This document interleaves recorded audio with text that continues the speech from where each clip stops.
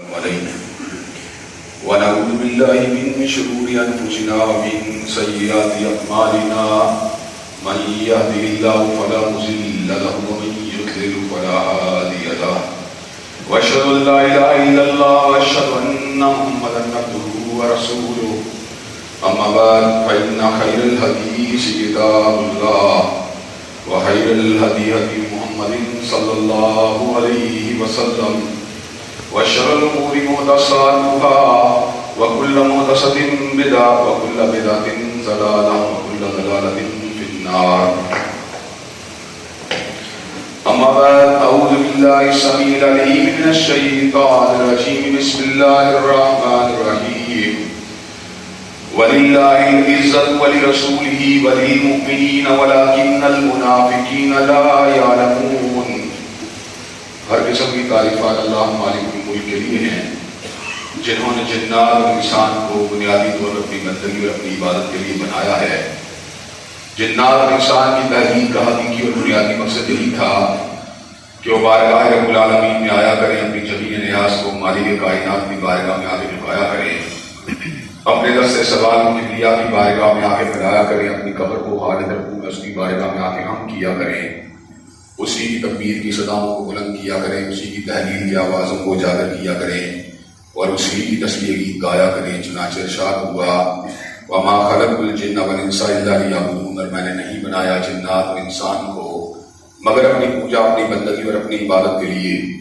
حمد و ثنا کے بعد عرب ہار گنت اور بے شمار درود و سلام ہوں اس ہستی اقدس و مقدس پر کہ جن کا نام نامی اور اسم گرامی محمد کریم صلی اللہ علیہ وآلہ آلہ وصحبہ وبارک وسلم ہے. اللہ رب العزت نے امام کائنات علیہ الصلوۃ والتسلیم پہلے کائنات کی ہدایت، ان کی رہنمائی کے لیے ہوش فرمایا اور آپ کی ذات بابرکات کے ذریعے اہل کائنات کی ہدایت، ان کی رہنمائی کا خوب بندوبست فرمایا. اللہ رب العزت نے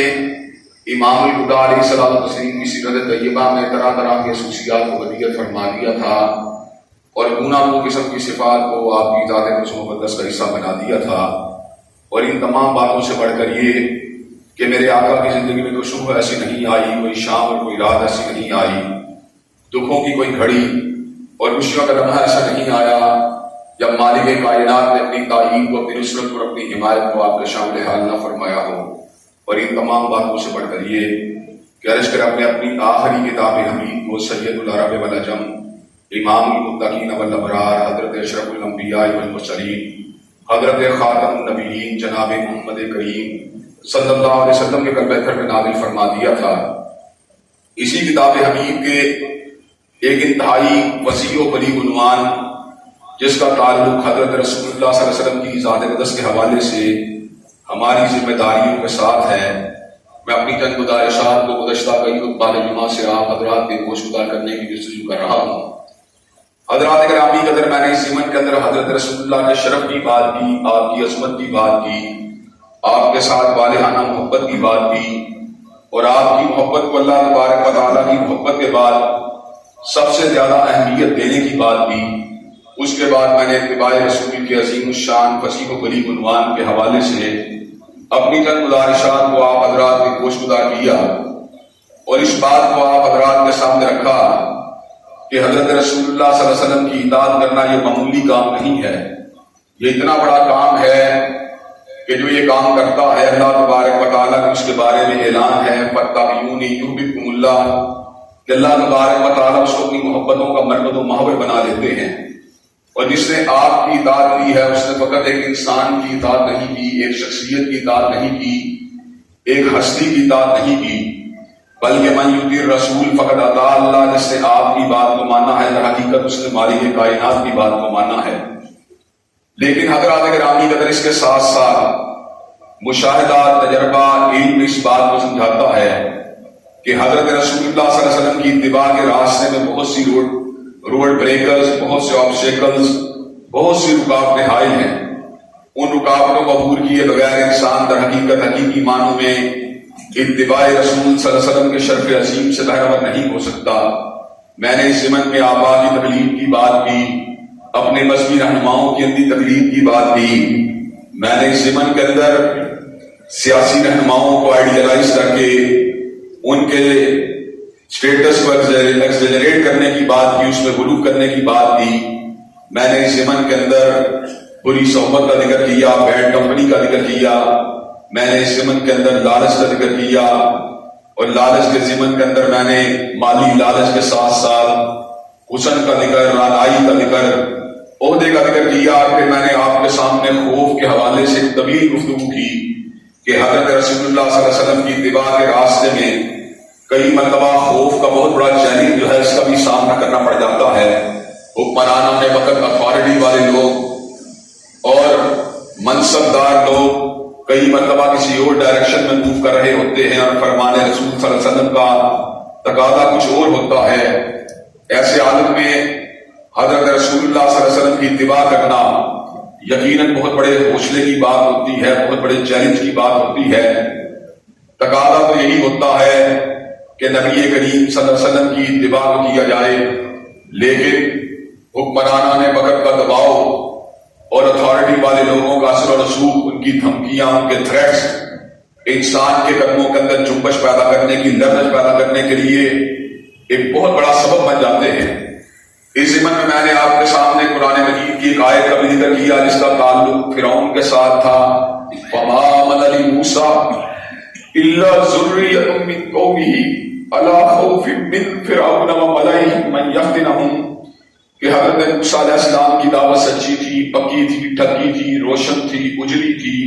صاف سی، ستھری تھی، اونچی تھی، اعلیٰ تھی، عرفہ تھی. لیکن فما آمن لموسى الا ذریۃ من قومه الا خوف من فرعون وملئهم من یفتنهم، لیکن موسیٰ علیہ السلام کی قوم کے لوگ اور فرعونیوں کے بعض لوگوں نے آپ کی دعوت کو قبول کیا، اس لیے کہ فرعون کی حیبت و حشمت، دباؤ، اس کا روب دبدبا لوگوں کے لیے بہت بڑے فتنے کا سبب بن چکا تھا. حضرات گرامی قدر، میں نے اصحاب الاخدود کا ذکر کیا، میں نے سیدہ آسیہ کا ذکر کیا، میں نے آپ کے سامنے فرعون کے منصب اور عہدے کو ٹھکرانے والے جادوگروں کا ذکر کیا، اور اس کے ساتھ ساتھ میں نے اکابر صحابہ کا ذکر کیا، سیدنا بلال کا ذکر کیا، سیدہ سمیہ کا ذکر کیا، سیدہ زنیرہ کا ذکر کیا. پھر میں نے عظیم الشان ائمہ کا ذکر کیا، حضرت امام مالک کا ذکر کیا، حضرت احمد بن حنبل کا ذکر کیا، حضرت ابن تیمیہ کا ذکر کیا، اور ماضی قریب میں شہید ہو جانے والے علماء اہل سنت اور علماء اہل حدیث کا ذکر کیا. حضرات گرامی قدر، یہ اتباع رسول کا ایک مقدمہ تھا جس کو میں نے آپ حضرات کے گوش گزار کرنے کی جستجو کی. آج میں آپ حضرات کے سامنے حضرت رسول اللہ صلی اللہ علیہ وسلم کی ذات اقدس کے حوالے سے مزید کچھ ذمہ داریوں کو آپ حضرات کے گوش گزار کر کے اپنی بات کو مزید آگے بڑھاؤں گا. حضرت رسول اللہ صلی اللہ علیہ وسلم اللہ کی زمین کے اوپر سب سے زیادہ عزت والی شخصیت ہیں. اللہ نے صبر کا اعلان فرما دیا، وَلِلَّهِ الْعِزَّةُ وَلِرَسُولِهِ وَلِلْمُؤْمِنِينَ وَلَكِنَّ الْمُنَافِقِينَ لَا يَعْلَمُونَ. منافق چاہے اس بات کو پہچانے یا نہ پہچانے، بھانپے یا نہ بھانپے، اس حقیقت کی تہ کے اندر پہنچے یا نہ پہنچے، لیکن حقیقت یہ ہے کہ عزت اللہ کے لیے ہے، حضرت رسول اللہ کے لیے اور اہل ایمان کے لیے ہے. حضرات گرامی قدر، معروضی دنیا کے اندر، کنٹمپریری دنیا کے اندر ہم نے اس بات کا مشاہدہ کیا کہ دنیا والوں نے جمہوریت کو مانا، حریت فکر کو مانا، آزادی اظہار کو مانا، لیکن اس کے باوجود ایک انسان کی عزت کو ناجائز طور پہ اس کو بدنام کرنا، اس کے بارے میں ہردہ سرائی کرنا، اس چیز کے بارے میں باقاعدہ طور پہ قانون سازی، کتنی بھی بڑی، کتنا بھی چاہے آزادی اظہار کا پرچار کرنا، لیکن وہ کسی انسان کو بغیر وجہ کے بدنام نہیں کر سکتا، بغیر وجہ کے رسوا نہیں کر سکتا، بغیر وجہ کے ذلیل نہیں کر سکتا. حضرات گرامی قدر، اس چیز کو اسلام نے بہت عرصہ پیشتر تسلیم کر لیا تھا، اور یہ بات کہی تھی والذین یرمون المحصنات ثم لم یأتوا بأربعة شہداء فاجلدوہم 80 جلدۃ ولا تقبلوا لهم شہادۃ ابدا، کہ وہ لوگ جو پاک دامن عورتوں پہ تہمت لگاتے ہیں اور پھر اپنی تہمت کی تائید کے اندر 4 پوری گواہیوں کو لے کے نہیں آتے، ایسے لوگوں کو 80 کوڑوں کی سزا ملنی چاہیے، اس لیے کہ انہوں نے پاک دامن عورتوں کو بدنام کیا، ان کی کریکٹر اسیسینیشن کی ہے. حضرات گرامی قدر، قذف المحصنات اس سے کہیں اوپر کی بات یہ ہے کہ حضرت رسول اللہ صلی اللہ علیہ وسلم کی ذات اقدس کو بدنام کرنے کی جستجو کی جائے، ناپاک جسارت کی جائے، آپ کی شان اقدس کے اندر گستاخیاں کی جائیں، ڈیفیمیشن کے ساتھ ساتھ توہین عدالت کے قوانین کو بھی وضع کیا گیا. یہ بات کہی گئی کہ کوئی انسان بھی کسی ایک عدالت کی توہین نہیں کر سکتا، اس لیے کہ اگر عدالت کی توہین ہوگی تو قانون مذاق بن جائے گا، ہر بندہ اٹھ کے عدالت کو گالی دینا شروع کرے گا تو قانون کے نفاذ کے اندر رکاوٹیں پیدا ہونا شروع ہو جائیں گی۔ حضرات گرامی قدر، لیکن اس وقت حضرت رسول اللہ کی ذات اقدس کے دفاع کی بات آئی اور آپ کی بلاسفیمی کے حوالے سے قوانین کے اجرا کی بات آئی تو ایسے عالم میں اقوام مغرب نے اپنے ہی قائم کردہ اصولوں کو منہدم کرنا شروع کر دیا اور اس بات کا پروپیگنڈا اور پرچار کرنا شروع کر دیا کہ ہم حضرت رسول اقدس علیہ الصلوۃ والسلام کی شان اقدس میں ہونے والی گستاخیوں کو نہیں روک سکتے۔ اگر میں آج عورت مارچ کے بارے میں کمنٹ کرتا ہوں تو میری پوسٹ کو ڈیلیٹ کر دیا جاتا ہے، مجھے تھریٹ کیا جاتا ہے، مجھے وارننگ دی جاتی ہے کہ میرے پیج کو ریموو کر دیا جائے گا، اس لیے کہ میں نے ان اہلاک باختہ ناپاک اور نجس عورتوں کی مخالفت کی ہے جو اس ملک کے اندر ہم جنسیت کو فروغ دینا چاہتی ہیں، اس ملک کے اندر بد کرداری اور بے حیائی کو فروغ دینا چاہتی ہیں، لیکن مغرب کے وہ اصول اور ضابطے اور ان کے اداروں اور ان کے پیجز اور ان کے میڈیا کے اصول اور ضابطے اس وقت کہاں پہ جاتے ہیں جب سید العرب والعجم امام المتقین والابرار حضرت اشرف الانبیاء والمرسلین حضرت خاتم النبیین جو کہ 1.5 ارب انسانوں کے مقتدر پیشوا ہیں، جب ان کی شان اقدس کے اندر گستاخی کی جاتی ہے تو ایسے عالم میں اس کو جمہوریت کے ٹائٹل کے نیچے، آزادی اظہار کے ٹائٹل کے نیچے، فریڈم آف ایکسپریشن کے ٹائٹل کے نیچے قبول کرنے کی باتیں کی جاتی ہیں۔ حضرات گرامی قدر، ایک طرف مارکوسی قوانین ہیں جو کہ دھوکے میں مبنی ہیں، ناانصافی میں مبنی ہیں، اور اس کے اندر ایک طرف جو ہے ترازو کو خم کر دیا گیا ہے جس کا مقصد یہ ہے کہ رسول اقدس رسول ہاشمی علیہ السلام کی شان اقدس کے اندر گستاخیاں کرنے والے عناصر کو آزادی اظہار کی چھتری کے نیچے جگہ دی جائے۔ حضرات گرامی قدر، ایک بات تو یہ ہے انعام کس کے ساتھ ہے، بغض کس کے ساتھ ہے۔ رسول ہاشمی نے کائنات کو کیا دیا؟ آپ نے کائنات کو شرم کا پیغام دیا، حیا کا پیغام دیا، انصاف کا پیغام دیا،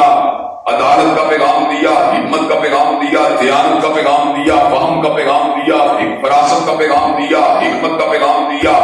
جنت کا پیغام دیا، ہدایت کا پیغام دیا، نورانیت کا پیغام دیا، سنت کا پیغام دیا، شرف انسانیت کو اتنا بلند کر دیا کہ ہندو شاعر کو بھی یہ بات کہنا پڑی، آدمیت کا غرض ساما مہیا کر دیا اور ان عرب نے آدمی کا بول بالا کر دیا۔ حضرات گرامی قدر، یہ جو آپ کی شان قدس میں گستاخیاں کی جاتی ہیں، در حقیقت یہ آپ کی شان قدس کے اندر گستاخیاں فقط نہیں ہوتی بلکہ ان کا مقصد اسلام کی تعلیمات سے لوگوں کو بدگمان کرنا، پسند کرنا اور ان کے دماغ میں اس بات کو ڈالنا ہے کہ اسلام کی دعوت انتہا پسندی کی دعوت ہے، شدت پسندی کی دعوت ہے، انسانی حقوق کی وائلیشن ہے، انسانی حقوق کو غصب کرنے کی دعوت ہے، حریت فکر اور آزادی اظہار کو دبانے کی دعوت ہے، نا انصافی کی دعوت ہے، شدت پسندی کی دعوت ہے، عورتوں کے حقوق کو دبانے کی دعوت ہے، پسماندہ طبقات کو دبانے کی دعوت ہے۔ حضرات گرامی قدر، ایک طرف تو یہ پکچر ہے جو میں نے آپ حضرات کے سامنے بیان کی ہے، دوسری طرف وہ پکچر ہے جس کا مدعی خود اسلام ہے، ہمارا مذہب ہے۔ حضرات گرامی قدر، وہ پکچر کیا ہے؟ وہ پکچر یہ ہے کہ کائنات میں ہر گالی دینے والا مسلمان جو مسلمان کو گالی دیتا ہے وہ فسق کا ارتکاب کرتا ہے، لیکن جو حضرت رسول اللہ کی شان اقدس کے اندر گستاخی کا ارتکاب کرتا ہے در حقیقت وہ ارتداد کا ارتکاب کرتا ہے، در حقیقت وہ اپنے کفر کے اوپر مہر تصدیق کو ثبت کرتا ہے،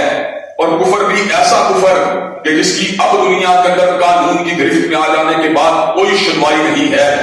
حضرات گرامی قدر، ایک بندے نے معاذ اللہ ثم معاذ اللہ دین اسلام کو گالی دی ہو، حضرت رسول اللہ کی شان اقدس میں گستاخی کی ہو، قانون کی گرفت میں نہیں آیا یا اس کے اوپر کوئی پکا مسلمانوں کا گروہ شاہد نہیں ہوا، وہ بچ نکلا، توبہ طائب ہو گیا، مسلمان ہو گیا، اس کا کیس اور ہے۔ لیکن جو شخص اس حالت کے اندر جب اس نے حرا سرائی کی تھی، جب گستاخی کی تھی، اس کی گستاخی منظر عام کے اوپر آ گئی اور اس کی گستاخی کے شاہد مسلمان جو تھے کھڑے ہو گئے، اب ایسے حالت کے اندر اس کی معافی کی کوئی گنجائش دنیا کی کسی قانون کے یہاں پر موجود نہیں ہے۔ حضرات گرامی قدر، اس زمن کے اندر سیرت رسول صلی اللہ علیہ وسلم سے 2 طرح کے واقعات ملتے ہیں۔ ایک واقعات وہ ہیں جن کے اندر آپ نے اپنی شان اقدس میں گستاخیاں کرنے والوں کو واجب القتل قرار دیا، جس کی مثال کعب بن اشرف کا واقعہ ہے۔ کہ کعب بن اشرف جو کہ حضرت رسول اللہ کو ایذا دیا کرتا تھا، اہل اسلام کے بارے میں، آپ کی ذات اقدس کے بارے میں، مسلمان عورتوں کے بارے میں حربہ سرائی کیا کرتا تھا، حضرت رسول اقدس علیہ السلام نے یہ الفاظ فرمائے، کون ہے جو کعب بن اشرف کو پکڑے، اس کی زبان کو روکے۔ محمد بن مسلمہ رضی اللہ تعالیٰ عنہ نے جب حضرت رسول اقدس علیہ السلام کی طبیعت کے اندر موجود غصے کو دیکھا تو انہوں نے اس بات کا فیصلہ کیا کہ میں آپ کی اس فرمان مبارک پہ عمل کر کے آپ کے کلیجے کو ٹھنڈا کرنے کی کوشش کروں گا۔ حضرات گرامی قدر، محمد بن مسلمہ نے کعب بن اشرف کو موت کے گھاٹ اتارا، حضرت رسول اقدس علیہ السلام کی بارگاہ رسالت مآب میں حاضر ہوا۔ حضرت محمد بن مسلمہ آپ کی بارگاہ رسالت مآب میں حاضر ہوئے۔ کعب بن اشرف کو موت کے گھاٹ اتارنے کے بعد تو حضرت رسول اللہ نے صبر کا اعلان فرما دیا، وہ چہرے کامیاب ہوئے جنہوں نے یہ کام کیا ہے۔ حضرات گرامی قدر، دوسری ابو رافع یہودی جو کہ قلعے کا چوکیدار تھا اور شان اقدس میں حضرت رسول اللہ کی گستاخی کا ارتکاب کیا کرتا تھا، حضرات گرامی قدر عبداللہ ابن عتیق رضی اللہ تعالیٰ عنہ نے دستے کے ہمراہ اس کا تعاقب کیا، قلعے کے اندر ایک طریقے سے قلعے میں داخل ہوئے اور قلعے میں داخل ہونے کے بعد ایک طریقے سے گھاٹ لگا کر اس کو موت کے گھاٹ اتارا۔ ابو رافع یہودی کو موت کے گھاٹ اتارنے کے بعد جب آپ وہاں تیزی سے نکلے تو آپ جس لگاتے ہوئے قلعے سے باہر نکلنے لگے، اندازے کی غلطی سے آپ کی پنڈلی مبارک کے اندر چوٹ لگ جاتی ہے، آپ کی پنڈلی کی ہڈی ٹوٹ جاتی ہے۔ حضرت رسول اقدس علیہ السلام کی بارگاہ رسالت مآب میں حاضر ہوئے، حضرت رسول اقدس علیہ السلام نے آپ کی پنڈلی مبارک کے اوپر اپنے دست اقدس کو رکھا، یوں محسوس ہوا زندگی کے اندر کبھی چوٹ لگی ہی نہیں تھی۔ حضرات گرامی قدر، ہڈی کا دم منتقل ہو گیا۔ ایک طرف یہ واقعات ہیں کہ اسماء بنت مروان حضرت رسول اقدس کی شان اقدس کے اندر گستاخیاں کرتی ہے تو حضرت عمیر بن علی رضی اللہ تعالیٰ عنہ اس کو موت کے گھاٹ اتار دیتے ہیں، اور ایک طرف یہ واقعات ہیں کہ نبینا صحابی کی لونڈی حضرت رسول اللہ کی شان اقدس میں گستاخیاں کرتی ہے۔ نابینا صحابی کو اپنی لونڈی سے بڑی ہی محبت ہے، بڑا ہی پیار ہے، لیکن رسول اقدس کی شان اقدس میں گستاخیاں سننے کے بعد نابینا صحابی اس بات کا فیصلہ کرتا ہے کہ میں نابینا ہونے کے باوجود رسول اقدس کی شان اقدس میں گستاخیوں کو برداشت نہیں کر سکتا۔ حضرات گرامی قدر، اپنی لونڈی کو موت کے گھاٹ اتار دیا، قانونی اعتبار سے اس کا خون رائگا چلا گیا۔ حضرات گرامی قدر، جہاں پر یہ واقعات ہیں جن کے اندر شان اقدس میں گستاخیاں کرنے والوں کے لیے موت کی سزا کو مقرر کیا گیا،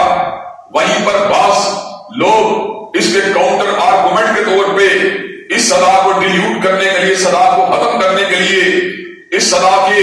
حوالے سے شکوک و شبہات کو پیدا کرنے کے لیے حضرت رسول اللہ صلی اللہ علیہ وسلم کی حیات طیبہ سے ان واقعات کو پیش کرتے ہیں جہاں پر آپ نے اپنی گستاخیاں کرنے والوں کو معاف کیا، جہاں پر آپ نے اپنی ذات اقدس کی جرا کرنے والوں کو معاف کیا۔ حضرات گرامی قدر، واقعات دونوں ہی سچے ہیں، واقعات دونوں ہی حق ہیں،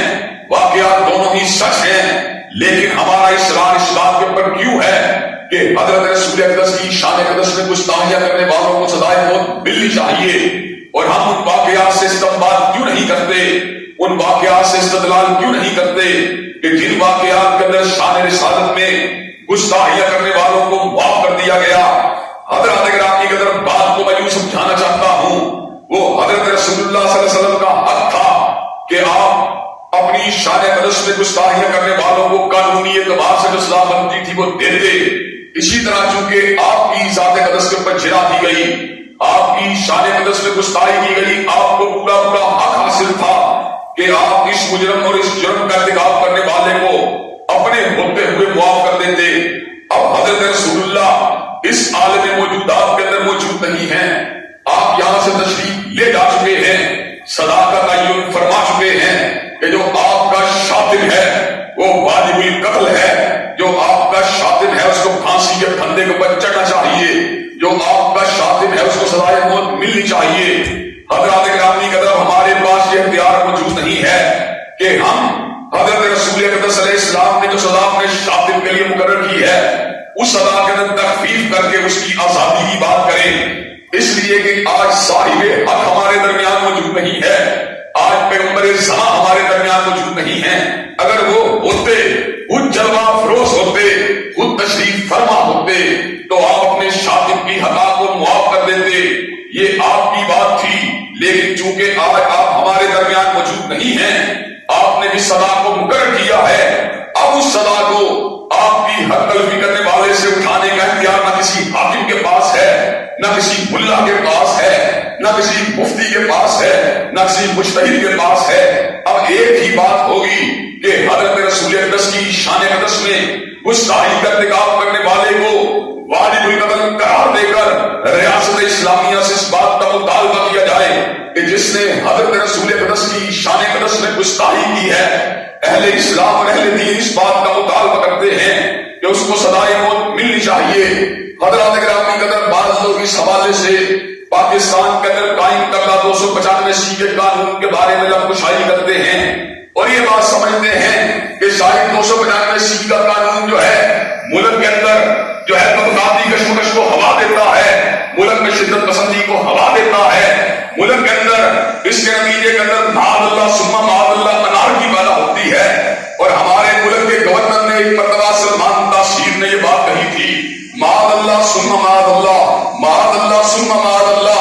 نقل کفر نباشد کہ یہ بلیک لا ہے. حضرات گرامی قدر، اس نے یہ بات کہی، اللہ تبارک و تعالیٰ نے اس کے روب الدبے کو خاک میں ملا کے رکھ دیا. جب وہ مرا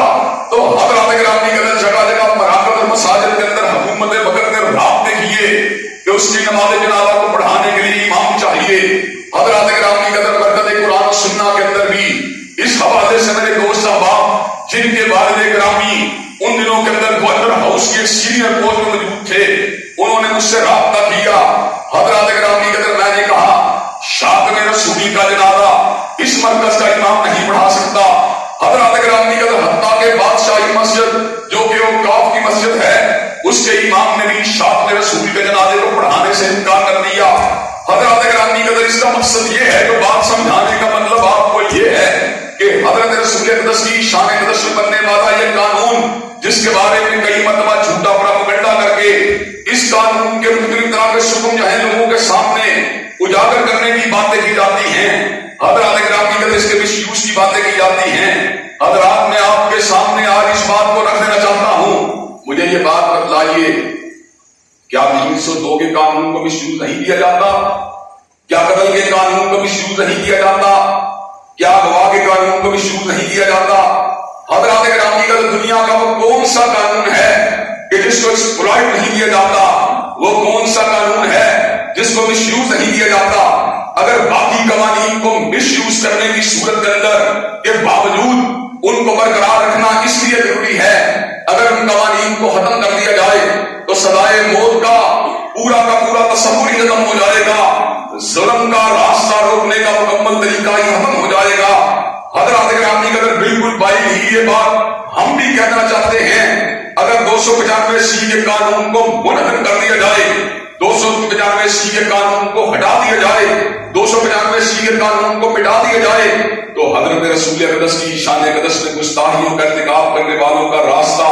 قانونی طور پر روکنے کی بجائے پھر کوئی غازی المدین شہید پیدا ہوگا، کوئی عامر عبد الرحمان چیمہ پیدا ہوگا، کوئی اور حضرت رسول اللہ کا پروانہ پیدا ہوگا. جب قانون نہیں ہوتے، ایسے عالم میں شاطب رسول کی گردن کو اڑانے کے لیے پھر محبان رسول میدان عمل میں اتر آتے ہیں. جب قوانین موجود ہوتے ہیں تو قانون کے دائرے میں رہتے ہوئے پھر ٹرائل کی بات ہوتی ہے، پھر مقدمے کے چلانے کی بات ہوتی ہے، پھر جوابی دلائل کو دینے کی بات ہوتی ہے. حضرات گرامی قدر، ایک مذاکرہ جو کیتھیڈرل کے چرچ میں منعقد ہوا تھا اور اس میں بلیسفیمی لاس کے بارے میں لفظ کی گئی، وہاں پر میرے سامنے مسیحیوں کا بہت بڑا اجتماع موجود تھا. حضرات گرامی قدر، میں دلیل دیتا رہا، وہ دلیل کے جواب کے اندر اصرار کرتے رہے. میری غیرت ایمانی نے مزید دلائل دینے کی بجائے محبت کا راستہ اختیار کر لیا، بےتابی کا راستہ اختیار کر لیا. میں نے مسیحیوں کے اس اجتماع میں کھڑے ہو کر سرے عام یہ بات ڈنکے کی چوٹ کہی تھی. مرکز حالا کے طالب علم بھی اس پروگرام کے اندر موجود تھے. میں نے کہا جو حضرت رسول اللہ کا شاطب ہے اس کو کیتھیڈرل کے گردے کی سلیم کے ساتھ لٹکا دیا جائے گا، لیکن حضور اقدس کی شان اقدس کے اندر کسی قسم کی گستاخی کو برداشت نہیں کیا جائے گا۔ حضرات گرامی قدر، یہ آج جو ہے ہمارے ملک کے اندر جن قوانین کو ریگولیٹ کرنے کی بات کی جاتی ہے، جن قوانین کے اوپر نظر ثانی کرنے کی بات کی جاتی ہے،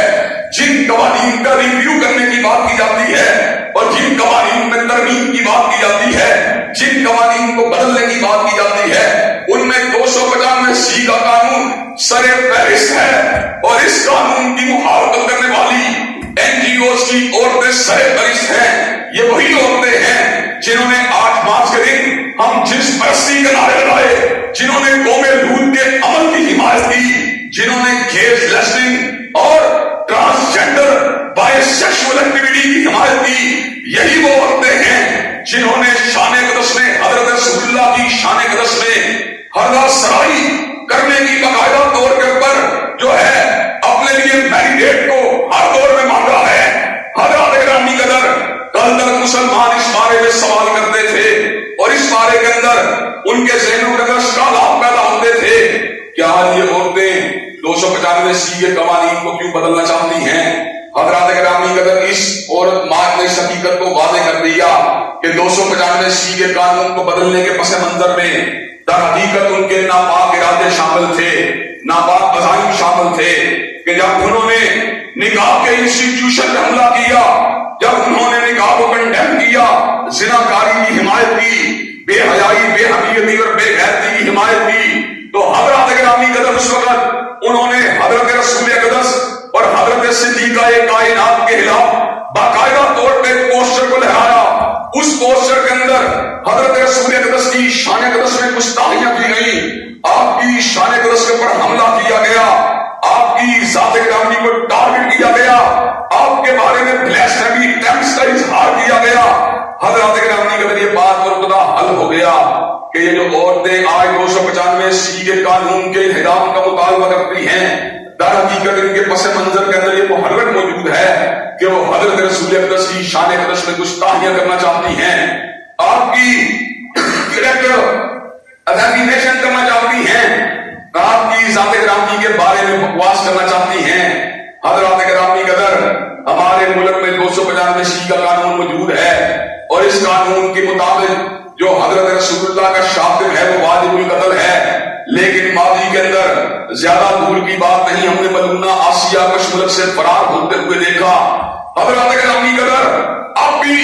مدینہ کی ریاست کے نمبردار اور والی ریاست مدینہ عمران خان صاحب کے پاس رپورٹیں جا چکی ہیں کہ عورت مارچ کے اندر حضرت رسول اقدس کی شان اقدس کے اندر گستاخیاں کی گئی ہیں، لیکن سوال یہ ہے کہ ریاست مدینہ کے والی جناب عمران خان صاحب اس موقع پر بلیسفیمی لاس کو امپلیمنٹ کرنے کے لیے متحرک ہوتے ہیں کہ نہیں متحرک ہوتے، یا خان صاحب کوئی ایسی تدبیر لڑاتے ہیں کہ نہیں لڑاتے کہ جس کے اندر بلیسفیمی کا ارتکاب کرنے والوں کو باقاعدہ طور پر سزا دی جائے۔ وقاص برایا یہاں سے بھاگا، سلمان حیدر یہاں سے بھاگا، آسیہ یہاں سے بھاگی، این ممکن ہے کہ خان صاحب جو ہے کوئی ایسا مزید اقدامات کریں کہ جن کے نتیجے کے اندر عورت مارچ کے اندر گستاخی کا ارتکاب کرنے والی عورتیں بھی کل کلا کینیڈا یا امریکہ یا کسی اور ریاست کا ویزا یا امیگریشن حاصل کرنے میں کامیاب ہو جائیں، اور وہاں پر جا کر اسلام کو، حضرت رسول اللہ صلی اللہ علیہ وسلم کی شان اقدس میں گستاخیاں کرنے والے چلن کو عام کریں۔ حضرات گرامی قدر، گفتگو کا مدعا اور مقصود جس کے حوالے سے میں نے جمعے کے آغاز کے اندر گفتگو کرنا شروع کی ہے وہ یہ ہے، جو اصل بات جس کی طرف آپ کی توجہ کو مبذول کروانا چاہتا ہوں کہ ریاست اسلامیہ کے اندر جہاں پر بلیسفیمی کے قوانین موجود ہیں اور ہمارے نوٹس کے اندر کوئی ایسی بات آتی ہے کہ حضرت رسول اللہ کی شان اقدس میں کسی نے گستاخی کی ہے تو اس گستاخ کو کیفر کردار تک پہنچانا یہ ہماری ذمہ داری ہے، اس کو پھانسی کے پھندے تک لٹکانے کے لیے اپنے وسائل اور توانائیوں کا صرف کرنا یہ ہماری ذمہ داری ہے۔ اور جن ممالک کے اندر، بلاد مغرب کے اندر جہاں پر بلیسفیمی کے قوانین موجود نہیں ہیں، وہاں پر بلیسفیمی لاس کو ڈیفیمیشن اور کنٹیمپٹ آف کورٹ کی طرح لاگو کروانے کی کوشش کرنا یہ بھی ہماری ذمہ داری ہے۔ حضرت رسول اقدس علیہ السلام سے جس طرح محبت کرنا ہمارے پر لازم ہے، جس طرح آپ کے مقام اور آپ کے منصب کو پہچاننا ہمارے پر لازم ہے، جس جس طرح آپ کی ختم نبوت کا اعتراف کرنا ہمارے اوپر لازم ہے، جس طرح آپ کی اتباع کے لیے اپنی تمام تر صلاحیت اور پوٹینشل کو صرف کرنا ہمارے اوپر لازم ہے، اسی طرح بلیسفیمی کے مرتکب وہ لوگ جو شان رسالت کے اندر گستاخیاں کرتے ہیں ان کو پھانسی کے پھندے تک پہنچانا یہ بھی ہماری ذمہ داری ہے۔ حضرات گرامی قدر، مجھے یہ بات بتلائیے کہ آپ انشاءاللہ اس ذمہ داری کو بجا لانے کے لیے تیار ہیں انشاءاللہ؟ حضرات گرامی قدر، میں آج اگلی بات کرنے سے قبل آج کے اجتماع کے توسط سے ہم صاحب کو اس بات کا پیغام دینا چاہتا ہوں۔ ہم صاحب امت مسلمہ بدعملی کے اندر، بے عملی کے اندر بڑی بڑھ چکی ہے، لیکن ہم صاحب آج بھی امت کا ایمان سلامت ہے، آج بھی امت حب رسول کے جذبات سے سرشار ہے۔ ہر بات کے اوپر سمجھوتا کیا جا سکتا ہے، لیکن حرمت رسول اللہ کے اوپر سمجھوتا نہیں کیا جا سکتا۔ کسی بھی شخص نے اگر شان رسالت میں گستاخی کا ارتکاب کیا، کوششوں کو لڑایا، ہم صاحب ہم طبقاتی کشمکش کو اس ملک میں ہوا نہیں دینا چاہتے، ہم ملک کے آئین اور قانون کو اپنے ہاتھ میں نہیں لینا چاہتے، ہم ماورائے عدالت نگل کو اس ملک کا شعار نہیں بنانا چاہتے، لیکن ہم صاحب اگر حضرت رسول اللہ کی شان اقدس کے اندر خفیہ گستاخی نہیں بلکہ پبلکلی گستاخی ہوگی، قانون حرکت میں نہیں آئے گا، تو یاد رکھیے غازی الدین شہید اور عامر عبد الرحمان چیمہ جیسے فرزند پھر اس ملک میں پیدا ہوتے رہیں گے، پھر آپ اس بات کو نہیں روک سکتے۔ حضرات گرامی قدر، ہمارا مطالبہ ہے عورت مارچ میں جنہوں نے گستاخی کا ارتکاب کیا ان کو بروک کر کے ان کو سرے عام پھانسی کے پھندوں کے اوپر لٹکایا جائے اور اہل ایمان کے سینوں پر ٹھنڈا کیا جائے، اس لیے کہ اہل ایمان حضرت رسول اللہ کی شان اقدس کے اندر گستاخی کو برداشت نہیں کر سکتے۔ حضرات گرامی قدر، حضرت رسول اللہ کے حوالے سے ہماری ایک اور ذمہ داری بھی ہے جس کو میں آپ حضرات کے گوشت ادا کرنا چاہتا ہوں، یہ ہے کہ ہمارے والدین نے ہماری حفاظت کی، ہمارے سے پیار کیا، ہم سے محبت کی، اللہ تبارک و تعالیٰ نے ہمیں ان کے سامنے اپنے کندھوں کو جھکانے کا حکم دیا، ان کے سامنے اف تک نہ کہنے کا حکم دیا، اور بڑھاپے کے عالم میں ان کے لیے دعائے رحمت کرنے کا حکم دیا۔ رب ارحمہما کما ربیانی صغیرا، اے ہمارے رب ہمارے والدین پہ رحمت فرما جس طرح بچپنے کے اندر یہ ہمارے اوپر رحمت فرماتے رہے۔ حضرات گرامی قدر، والدین کے احسانات کا تقاضا ان کا ادب کیا جائے، ان کی تعظیم کی جائے، ان کو چھڑکا نہ جائے، ان کو اف نہ کہا جائے، ان کے سامنے کانوں کو جھکایا جائے، ان کے لیے دعائے رحمت کی اللہ کی بارگاہ میں آ کے استدعا کی جائے۔ حضرات گرامی قدر، لیکن سچی بات یہ ہے کہ رسول اللہ صلی اللہ علیہ وسلم کے احسانات اللہ تعالیٰ کی قسم ہے والدین سے بہت زیادہ ہیں۔ حضرات گرامی قدر، آپ نے ہمیں اندھیرے اجالوں کا بتا دیا، آپ نے ہمیں حلال اور حرام کا بتا دیا، آپ نے ہمیں اونچ اور نیچ کا بتا دیا، آپ نے ہمیں شرک اور توحید کا بتا دیا، آپ نے ہمیں زندگی گزارنے کا طریقہ بتلایا۔ حضرات گرامی قدر، اگر ہم حضرت رسول اللہ کے عہد مبارک میں ہوتے تو آپ کے پیمانہ وضو کو اٹھانا اپنے لیے شرف سمجھتے، آپ کے حجرہ عالی میں جھاڑو کو لگانا اپنے لیے باعث اعزاز سمجھتے، آپ کی سواری کی رکاب کو تھامنا ہمارے لیے باعث فخر ہوتا، آپ کے نالے مبارک کو اٹھانا ہمارے لیے باعث صادق افتخار و عزت ہوتا۔ حضرات گرامی قدر، آپ کے حکم کی تعمیل کرنا ہمارے لیے مسرت کی انتہا ہوتی، لیکن ہم اتنے خوش نصیب نہیں تھے، ہم نے بدزبا کے چہرے کو نہیں دیکھا، ہم نے بلئی کی زلفوں کو نہیں دیکھا، ہم نے ماں باغل بسر و ماں دگا والی نگاہ کو نہیں دیکھا، ہم نے النشرہ کے سینے کو نہیں دیکھا، لیکن حضرات گرامی قدر، اب ہم وہ کام تو کر سکتے ہیں جن کا حکم حضرت رسول اللہ نے کرنے کا حکم دیا ہے۔ ان کاموں میں جہاں پر آپ کی محبت شامل ہے، جہاں پر آپ کی اتباع شامل ہے، جہاں پر آپ کے شاطر کو موت کے گھاٹ تک پہنچانے کی جستجو کرنا شامل ہے،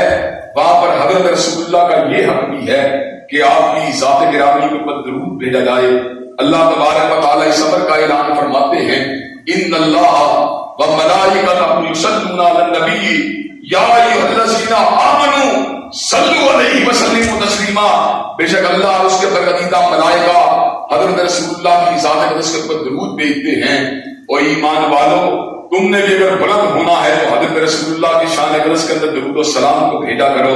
حضرت گرامی قدر، حضرت رسول اللہ کی شان اقدس میں درود بھیجنا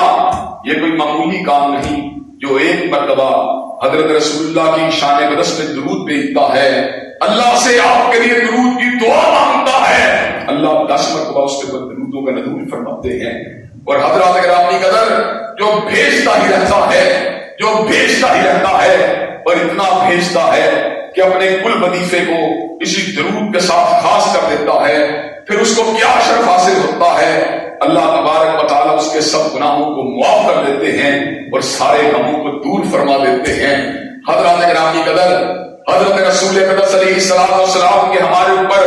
مزید ایک دو اہم حقوق ان کا ذکر کرنا باقی ہے. انشاءاللہ آئندہ خطبہ جمعہ میں ان باتوں کو آپ حضرات کے گوش گدا کیا جائے گا. اللہ تبارک و تعالیٰ میں صحیح معنوں میں حضرت رسول اقدس علیہ السلام کے حوالے سے جو ذمہ داریاں ہم پہ عائد ہوتی ہیں، ان ذمہ داریوں کو بجا لانے کی توفیق دے. وآخر دعوانا الحمدللہ رب العالمین. نستعینہ ونستغفرہ ونؤمن بہ ونتوکل علیہ ونعوذ باللہ من شرور انفسنا ومن سیئات اعمالنا. من يهده الله فلا مضل له ومن يضلل فلا هادي له. واشهد ان لا اله الا الله واشهد ان محمدا عبده ورسوله. اما بعد فان خير الحديث كتاب الله وخير الهدي هدي محمد صلى الله عليه وسلم وشر الامور محدثاتها وكل محدثة بدعة وكل بدعة ضلالة وكل ضلالة في النار. حضرات گرامی قدر، نبی کریم صلی اللہ علیہ وسلم کی ذات اقدس کے حوالے سے آپ کی عظمت کا اعتراف کرنا، آپ سے محبت کرنا اور آپ کی اتباع کرنا یہ ہر مسلمان کے لیے لازم ہے. آپ کی اتباع کرنے کے ساتھ ساتھ آپ کے گستاخ کو موت کے گھاٹ کروانے کے لیے قانونی سطح پر جستجو کرنا یہ بھی ہم سب کی ذمہ داری ہے. حالیہ ایام میں عورت مارچ میں سر عام سر بازار اسلامی جمہوریہ پاکستان میں حضرت رسول اللہ کی شان اقدس میں گستاخی کا ارتکاب کیا گیا، لیکن تاحال اس بات کا کوئی نوٹس نہیں لیا گیا. مستقبل میں کیا ہوتا ہے ہمیں کچھ پتہ نہیں، لیکن حضرات گرامی قدر یہ بات مسلمانوں کے لیے کسی بھی اعتبار سے قابل قبول نہیں ہے. مسلمان اس حوالے سے قطعی طور پر سمجھوتا کرنے کے لیے تیار نہیں ہیں. ہمیں سیرت رسول سے یہ پیغام حاصل ہوا کہ حضرت رسول اللہ کے شاطر کی سزا موت ہے. چنانچہ کعب ابن اشرف کو حضرت محمد ابن مسلمہ نے موت کے گھاٹ اتار دیا، اور ابو رافع یہودی کو عبداللہ ابن عتیق نے موت کے گھاٹ اتار دیا. اور حضرات گرامی قدر، اللہ تبارک و تعالیٰ کے پیغمبر کے صحابی عمیر بن عدی نے اسما بنت مروان نامی گستاخ عورت کو موت کے گھاٹ اتار دیا. حضرات یہ شرف ہے اہل سنت کا، اہل حدیث کا، کہ ہمارے عظیم امام جن کے بارے میں جہلم کے اندر بیٹھا ہوا ایک گستاخ صحابہ گستاخ ائمہ لب کشائی کرتا ہے ابن تیمیہ رحمۃ اللہ علیہ، حضرت شیخ الاسلام نے ایک مستقل کتاب کو تحریر فرما دیا، الصارم المسلول علی شاتم الرسول. حضرت ابن تیمیہ نے اس میں ادلہ کے ساتھ دلائل کے ساتھ کتاب و سنت کے دلائل اور آثار صحابہ اور آثار ائمہ سے اس بات کو ثابت کیا کہ حضرت رسول اللہ کے شاطر کی سزا موت ہے، اور اس کے اوپر کسی قسم کا سمجھوتا، کسی قسم کا کمپرومائز نہیں ہو سکتا. حضرات گرامی قدر، چنانچہ اہل اسلام کی یہ بھی ذمہ داری بنتی ہے کہ آپ کی اتباع، آپ کی محبت اور آپ کی اطاعت کے ساتھ ساتھ آپ کے جو شاطر ہیں انہیں سزائے موت کے پھندے تک پہنچانے کی رجوع کریں. ہم آن صاحب سے مطالبہ کرتے ہیں کہ جن عورتوں نے بکری گلی حضرت رسول اللہ کی شان اقدس میں گستاخی کی ہے انہیں سزائے موت دی جائے. کہ آپ اس مطالبے کے ساتھ ہیں؟ حضرات گرامی قدر، اس کے ساتھ ساتھ ہم یہ بات بھی سمجھتے ہیں کہ حضرت رسول اللہ صلی اللہ علیہ وسلم ہمارے محسن ہیں، اور ہمارے اکیلے کے محسن نہیں، فقط محسن اسلام نہیں بلکہ محسن انسانیت ہیں. انسانیت کو آپ نے بہت کچھ دیا ہے. اہل اسلام کو جو کچھ آپ نے دیا وہ تو اپنی جگہ پر ہے. حضرات گرامی قدر، کس نے ذروں کو اٹھایا، یہ ہندو شاعر کو بات کہنا پڑی، کس نے ذروں کو اٹھایا اور صحرا کر دیا، کس نے قطروں کو ملایا اور دریا کر دیا، آدمیت کا غرض ساما مہیا کر دیا، اور ایک عرب نے آدمی کا بول بالا کر دیا. حضرات گرامی قدر، مائیکل ہارٹ کو یہ بات کہنی پڑی، he was the only man in the human history who was supremely successful in both secular and religious phases of life کہ وہ کائنات کا واحد رہنما ہے جو دنیا روحانیت کا بھی امام ہے، دنیا مادیت کا بھی امام، وہ مسجد کا بھی امام ہے، ریاست کا بھی امام، وہ حلیے کا بھی امام ہے، لباس کا بھی امام، وہ عقائد کا بھی امام ہے، عبادات کا بھی امام، وہ معاملات کا بھی امام ہے، اور عالم موجودات کا بھی امام، وہ عالم برزخ کا بھی امام ہے، اور عالم حشر کا بھی امام۔ حضرات گرامی قدر، آپ کی ذات اقدس نے ہمارے اوپر جو احسانات کیے ہیں ہم ان کا بدلہ چکانے سے قاصر ہیں۔ ہم نے بسوا کے چہرے کو نہیں دیکھا، ہم نے بلعیل کی زلفوں کو نہیں دیکھا، ہم نے مادہ البصر کو مادہ والی نگاہ کو نہیں دیکھا، ہم نے آپ کی صحبت کو نہیں پایا، ہم نے آپ کی سنگت کو نہیں پایا، ہم نے آپ کے سامنے زانو تلمس کو طے نہیں کیا، ہم نے بے مشافہ آپ کے چہرہ پر نور کی زیارت نہیں کی، لیکن حضرات گرامی قدر آپ کی تعلیمات پر، آپ کے ارشادات پر، آپ کی احادیث پر تو عمل کرنا ہمارے لیے ممکن ہے۔ حضرات گرامی قدر اس کے ساتھ ساتھ جس طرح والدین کے لیے دعائیں خیر ہونی چاہیے، اسی طرح آپ کی ذات اقدس کے اوپر بھی درود و سلام کو بھیجنا چاہیے۔ جو ایک مرتبہ درود بھیجتا ہے اللہ 10 مرتبہ اس کے اوپر درود بھیجتے ہیں، اور جو بھیجتا ہی رہتا ہے اللہ اس کی خطاؤں کو بھی معاف کر دیتے ہیں، اور اس کے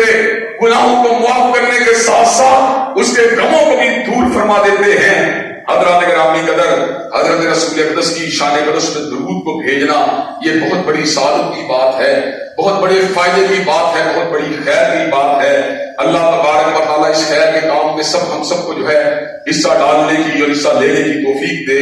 حضرات گرامی قدر، ابھی حضرت رسول اللہ صلی اللہ علیہ وسلم کی حوالے سے جو ہماری ذمہ داریاں ہیں آپ کی ذات اقدس کے حوالے سے، ان کے بیان کا سلسلہ جاری و ساری ہے۔ انشاءاللہ باقی ماندہ باتوں کو آئندہ خطبہ جمعہ میں آپ حضرات نے گوشت کیا جائے گا۔ سر دست ایک اہم کانفرنس کے حوالے سے اعلان ہے کہ راوی روڈ جس میں جلسہ عام سے خطاب کرتے ہوئے، جلسہ سیرت سے خطاب کرتے ہوئے حضرت علامہ شہید حضرت حبیب الرحمان اپنے رفقا کے سمیت جو تھے وہ جامع شہادت کو نوش کر گئے۔ حضرات گرامی قدر اسی راوی روڈ کے مقام کے اوپر جو ہے وہ شہدائے اہل حدیث کانفرنس کا انعقاد کیا گیا ہے، جس کے بعد اشتہارات بھی موجود ہیں۔ حضرات گرامی قدر، آپ تمام احباب جو ہیں اس کانفرنس شرکت کریں تاکہ مرکزی جمعیت قائدین اور حضرت علامہ شہید کے رفقا اور ان کے جو ورثاء ہیں ان کے حوالے سے، ان کے مشن کے حوالے سے اور کتاب و سنت کی عملداری کے حوالے سے جو باتیں کریں آپ تمام لوگ اس سے مستفید ہو سکیں۔ اللہ تبارک و تعالی ہم سب کا حامی و ناصر ہو۔ ان اللہ یامر بالعدل والاحسان وایتاء ذی القربى وینہی عن الفحشاء والمنکر والبغی۔ سبحان ربک رب العزۃ عما یصفون والسلام علی المرسلین والحمد